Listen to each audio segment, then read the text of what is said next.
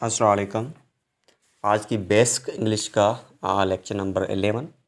ठीक है जी। आज हम पढ़ेंगे दो टॉपिक्स।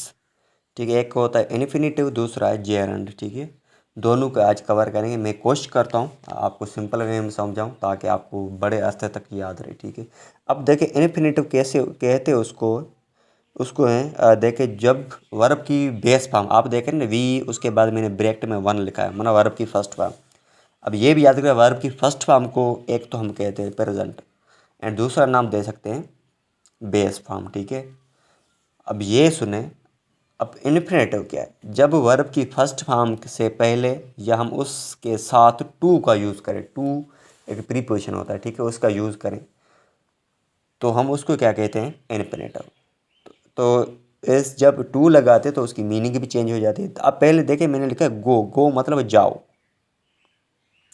जब मैंने इन्फिनेटिव यूज़ किया, टू गो लिखा, तो उसकी मीनिंग क्या हो गई? चेंज, जाना हो गई। ठीक है, जाना।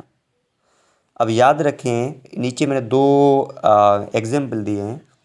आपको टू किसके साथ लगाना है? वर्ब की फर्स्ट फॉर्म के साथ लगाना, और वर्ब की किसी भी फॉर्म के नहीं नहीं लगाना है। जब लगेगा तो उसका जो वर्ब होगा वो होगा वर्ब एज ए जेरंड तौर काम करेगा या नाउन का काम करेगा। ठीक है, अब देखिए टू, उसके बाद मैंने लिखा वर्ब की first second form, third form, fourth form, उसके बाद मैंने लिखा क्रॉस, माना गलत है। ये गलत है। ठीक है, वर्ब की फर्स्ट टू, उसके बाद वर्ब की फर्स्ट सेकंड फॉर्म नहीं लगानी है, गलत हो गया। या वर्ब की सेकंड फॉर्म भी लगी नहीं लगानी, गलत है। फोर्थ फॉर्म भी नहीं लगानी, गलत है। तो जैसे मैंने एग्जाम्पल टू गोइंग, ये गलत है। ठीक है, बिल्कुल गलत है। तो अब आगे चलते हैं। आगे चलते हैं, हाँ, जेरंड। देखें, जेरंड का मतलब ये होता है वर्ब की फोर्थ फॉर्म वो नाउन का काम करे। अब देखिए, वर्ब नाउन का काम कैसे करेगा? तो हम उसको कहते हैं जेरंड। ठीक है, जेरंड मतलब वर्ब भी है, वर्ब का फॉर्म कौन सा? फोर्थ है, लेकिन वो काम किसका कर रहा है? नाउन का। वो कैसे? मैंने अभी जस्ट दो एग्जांपल दिए थे। जब क्योंकि आप बेसिक वाले हैं ना, तो पहला रूल है, जब वर्ब की फोर्थ फॉर्म सब्जेक्ट की जगह जगह पे आ जाए तो वो काम करेगा नाउन का। ठीक है, जैसे राइटिंग इज़ माई हैबिट, यहाँ पर राइटिंग सब्जेक्ट की जगह पे आ गया, मैंने ऐसे लिखा है।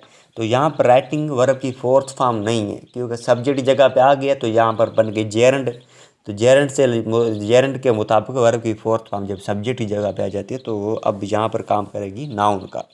ठीक है, राइटिंग यहाँ पर क्या है? नाउन है। दूसरा दूसरा है ऑब्जेक्टिव केस। ऑब्जेक्ट केस नहीं, सॉरी, ऑब्जेक्ट दूसरा रूल। ये मेरा लास्ट है क्यों? ठीक है, यहाँ पर कह रहा है जब वर्ब की फोर्थ फॉर्म ऑब्जेक्ट की जगह पे आ जाए तो यहाँ पर ये काम करेगी जेरंड का। तो जेरंड काम करिए तो हम यहाँ पर वर्ब की फोर्थ फॉर्म नहीं कहेंगे, तो उल्टा हम इसको कहेंगे नाउन। ठीक है, तो जैसे मैंने एग्जांपल दिया है, आई लाइक प्लेइंग, यहाँ पर प्लेइंग वर्ब की फोर्थ फॉर्म तो है, वैसे यहाँ पर वर्ब नहीं है क्योंकि यहाँ पर ऑब्जेक्ट की जगह पे आ चुकी है। तो मैं क्या कहूँगा यहाँ पर? ये नाउन है। ठीक है, अब मैं एक अनाउंसमेंट करना चाहता हूँ।